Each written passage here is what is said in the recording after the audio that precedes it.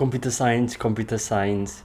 Hi friends. So let me first start with how computer science in university is kind of like. Right, in university, the classes which you have for computer science, they're like quite short. They might just be like 2 hours a class or something like that. But like there's a lot of like assignment and like tutorial exercises which are about like programming, which you need to do like after class.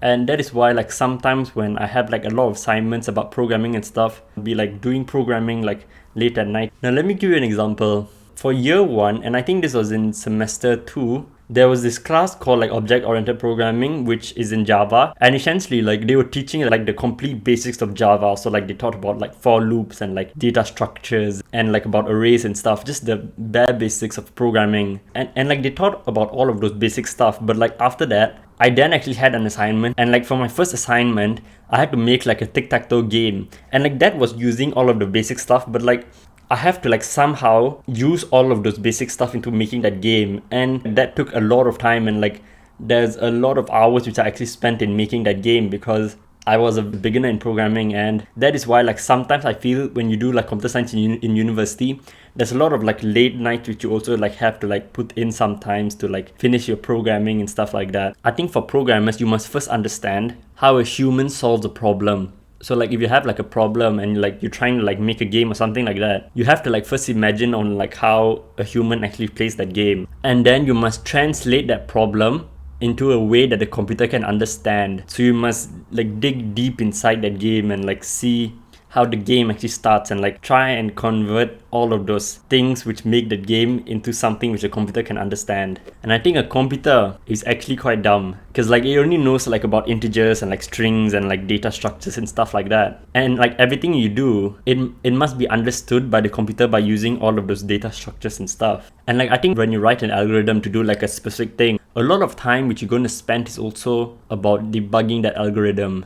And I feel like when you debug an algorithm, you might like make it so like for all test condition it will pass, but like you might change it a bit and maybe another test case will give like the wrong output, and you might change it again so it'll give the correct output, but like another test case will give like a wrong output. And like I feel it's just this kind of cycle which you are in to like get everything be the correct output.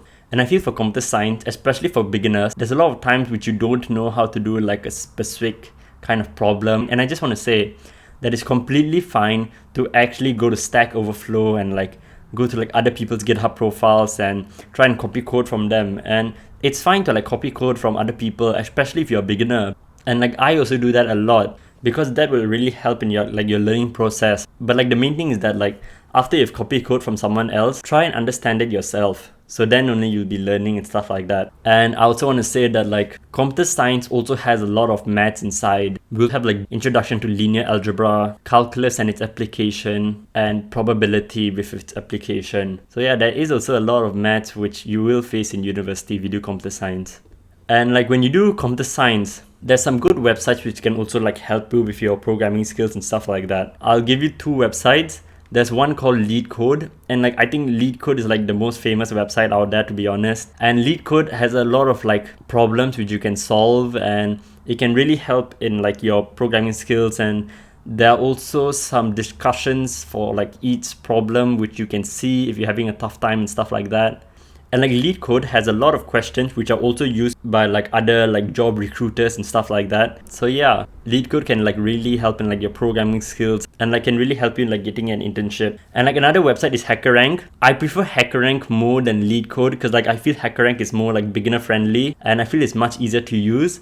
And I also have some like certificates which I have from HackerRank where I solved few problems in some sort of time period. Computer science also has some theory. For example, there was this unit in year 2 called algorithm and data structures, and that was mainly talking about time complexity and like we learned about Dijkstra algorithm and like the greedy algorithm and the traveling salesman problem and stuff like that. And that also has like a lot of maths involved and like a lot of proofs which you had to do.